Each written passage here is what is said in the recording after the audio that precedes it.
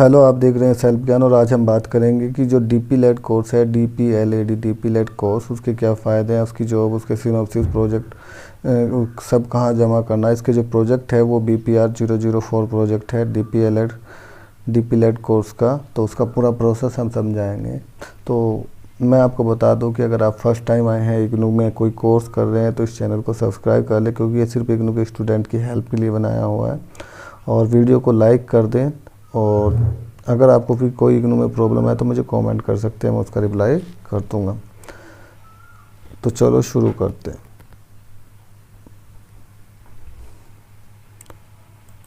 ये है जो स्टेप इन्वॉल्व हैं जो आप BPR04 को करोगे। BPR04 प्रोजेक्ट जब बनाएंगे डीपी लेड कोर्स का, यानी कि diploma in panchayat level administration. तो पंचायत लेवल में जितना भी एडमिनिस्ट्रेशन है उसमें जो वैकेंसीज निकलती हैं उसके लिए काफ़ी अच्छा कोर्स है।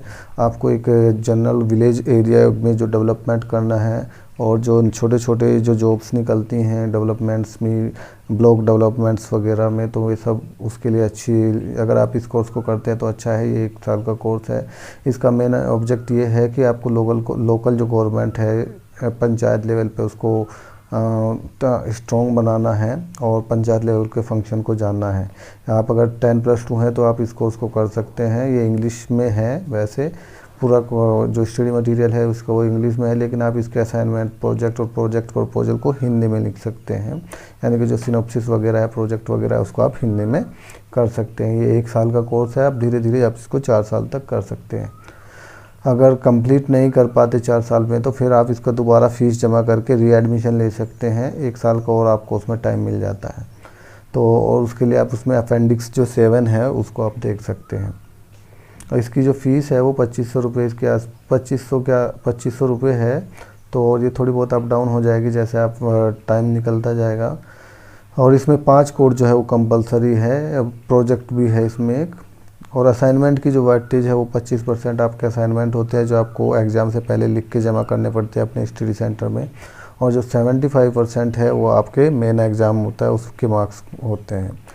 तो आपको जो अपना असाइनमेंट जमा करना होता है वो मार्च और सितंबर में जमा होता है। अगर आपने मान लिया जुलाई में एडमिशन लिया तो अगले साल मार्च में इसके आपको असाइनमेंट जमा करते हैं। अगर आपने जुलाई में एडमिशन लिया तो मार्च में, अगर आपने दिसंबर में एडमिशन लिया है तो अगले साल सितंबर में आप जो है असाइनमेंट जमा करेंगे।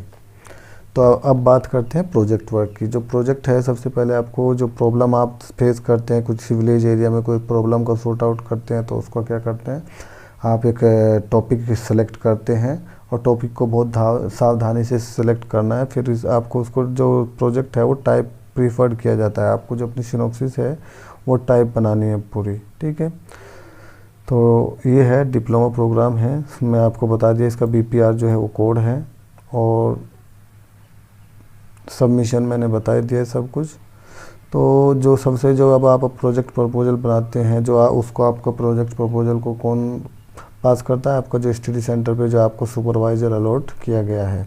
आप जो है जब एडमिशन लेते हैं, पे एक कॉलेज चुनते हैं, अपना एक स्टडी सेंटर चुनते हैं, वहाँ पे जो आपको एक उनका जो कोऑर्डिनेटर है आपको एक सुपरवाइज़र अलॉट कर देगा, और उसी से आपको अपनी जो है सबसे पहले प्रपोजल बनता है लगभग 100-1000 वर्ड का। तो उसमें आप बताते हैं कि भाई मैं इस टॉपिक के ऊपर अपनी प्रोजेक्ट बनाना चाहता हूँ, उसको बोलते हैं सिनॉप्सिस या प्रोजेक्ट प्रपोजल।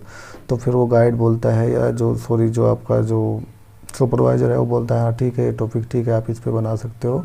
फिर उस पर आप अपना प्रोजेक्ट प्रपोजल बना के अपने गाइड से डिस्कस करते हो और उनसे साइन ले लेते हो अपने प्रपोजल के ऊपर। और वो 30 दिन में आपको जो है रिटर्न कर सकता है। वैसे तो साथ के साथ भी कर देते हैं, 1-2 दिन में आपका प्रोजेक्ट प्रपोजल चेक करके आप कभी भी जो है एडमिशन लेते ही इस प्रोसेस को शुरू कर देना है।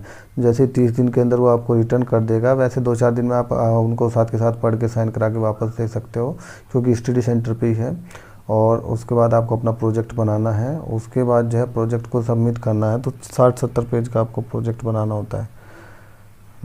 कितने पेज का? 60-70 पेज का आपको प्रोजेक्ट बनाना होता है। और वो A4 साइज पे होना चाहिए, टाइप होना चाहिए। जो एनेक्चर 4 है, प्रोजेक्ट मैनुअल को आप अच्छे से पढ़ सकते हैं। सबसे पहले टॉपिक सिलेक्शन कर लिया, आपने कंसल्टेशन कर लिया, डाटा कलेक्शन कर लिया, डाटा एनालिसिस वगैरह सब कुछ कर लिया, अपना रिपोर्ट कर लिया, फिर आपने प्रोजेक्ट बना लिया। तो 60-70 पेज का A4 साइज़ के ऊपर आपने अपना प्रोजेक्ट बना लिया। फिर उसमें जो है एक एनेक्सचर 4 लगता है और एक एनेक्सचर 5 लगता है। एनेक्सचर 4 जो है वो ओरिजिनल वर्क के बारे में है। एनेक्सचर 4 कि हमने जो ये किसी भी यूनिवर्सिटी में ये प्रोजेक्ट जमा नहीं हुआ है और ये जो हमने काम किया वो बिल्कुल ओरिजिनल है। और जो प्रोजेक्ट 5 है उसमें आपका जो सुपरवाइज़र है वो साइन करके देता है, सॉरी एनेक्सचर 5 में सुपरवाइज़र साइन करके देता है कि ये जो है सब कुछ ठीक है। इसको जैसे आप ये सब कुछ हो जाता है तो उसके बाद आपको इसको प्रोजेक्ट को सबमिट करना होता है। आपको एक कॉपी अपने पास रखना है प्रोजेक्ट रिपोर्ट की और एक कॉपी जो है आपको एसईडी 2 कॉपी डिपॉजिट करनी है वैल्यूएशन के लिए। इसमें लिखा भी होगा, जब हम इसमें नीचे जाएंगे तो मैं सबसे नीचे चलता हूँ आपके इसके लेके।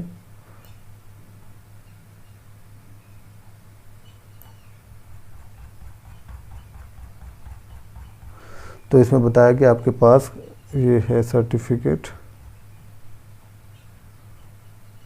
ये एनेक्सचर 4 है।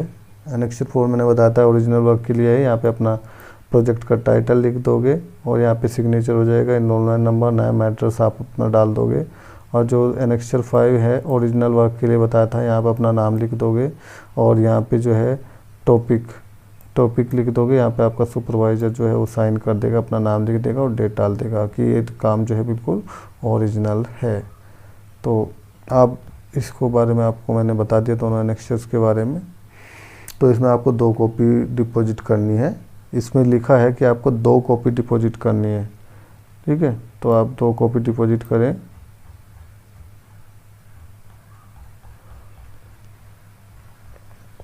दो कॉपी डिपॉजिट करनी है वैल्यू आपकी चेकिंग के लिए, मार्क्स के लिए इग्नू में। तो आप इसको थोड़ा देख लेना। इग्नू इसके बाद उसको वापस नहीं करता है, तो इसके बिना वापस देगा तो रिजेक्ट भी कर सकता है। अगर आप जो है जो ये जितने भी एनेक्सचर बताए साइन नहीं करोगे अपने आप और गाइड के साइन नहीं करोगे, सुपरवाइज़र के साइन नहीं कराओगे और आपने ऐसे ही प्रोजेक्ट जमा कर दिया तो वो रिजेक्ट भी कर सकता है या फिर वापस आपको पास भेज सकता है। तो आपको अपना जो प्रोजेक्ट है वो भेजना है एसईडी इग्नू के पास, ठीक है। तो आप अपने प्रोजेक्ट को एसईडी इग्नू के पास भेज दें। एसईडी इग्नू मैदानगढ़ी न्यू दिल्ली 110068 में भेजना है। और इसमें पास होने के लिए आपको क्या करना है, इसमें पास होने के लिए आपको करना है कि आपको कम से कम C ग्रेड आना चाहिए। C ग्रेड लेकिन D ग्रेड में आप पास हो जाते हो। मान लिया आपका D ग्रेड असाइनमेंट में है और C जो है आपका एग्ज़ाम में है, तो दोनों को मिला के C हो जाता है तो आप पास हो जाते हैं। कहने का मतलब ये है असाइनमेंट और दोनों को के बीच में जो है आपको ग्रेड अच्छा आना चाहिए। C ग्रेड मिनिमम पास होने के लिए रिक्वायरमेंट है। तो ये थी BPR 004 प्रोजेक्ट रिपोर्ट के बारे में सब कुछ जो आपको पूरा पता होना चाहिए आपको प्रोजेक्ट बनाने से पहले। तो और काफ़ी सावधानी से आपको इसको उसको करना है, टॉपिक को सिलेक्शन करना है। तो सीधा सी बात है कि आप सबसे पहले आपके जो स्टडी सेंटर पे जो आपको सुपरवाइज़र मिलेगा अपनी सिनॉप्सिस बनाओ 1000 वर्ड की कि हम किस चीज़ के ऊपर अपना टॉपिक बनाना चाहते हैं। उससे साइन कराओ, साइन कराते अपना प्रोजेक्ट बनाना शुरू करो, प्रोजेक्ट बनाओ, 2 कॉपी बनाओ और उसके बाद उसको एसईडी इग्नू में भेज दो। तो ये थी जो पूरी जानकारी थी इसके बारे में। यहाँ लिखा होगा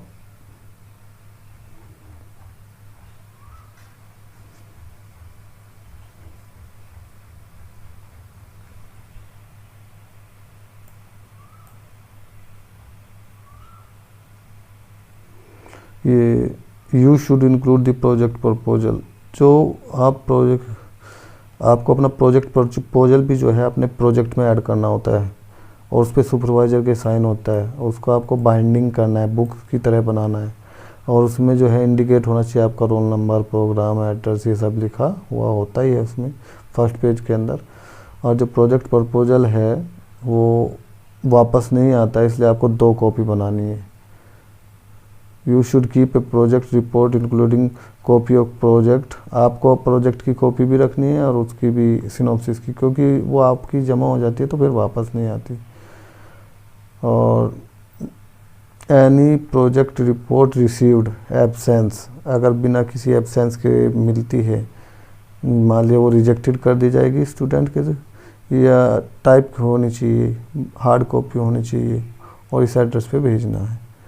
प्रोजेक्ट जब इस मई में और नवंबर 30 तक जमा हो जाना चाहिए। अगर 30 मई तक हो गया तो आपको जून के साथ एग्ज़ाम के साथ उसके मार्क्स आ जाएंगे। अगर 30 नवंबर तक हो गया तो उसके मार्क्स आपको दिसंबर के एग्ज़ाम के साथ आ जाएंगे। तो अगर उसके बाद लेट करते हो तो आपके 6 महीना बाद आपके प्रोजेक्ट के मार्क ऐड होंगे और उससे क्या है कि आपकी और भी डिग्री लेट हो जाती है। तो ये काफ़ी ध्यान रखने वाली ये चीज़ें हैं। और तो इस जो ये है ना, आप इसको पढ़ सकते हैं प्रोजेक्ट गाइड को, प्रोग्राम गाइड को जो DPED की है, और इसमें आपको पूरा पता चल जाएगा।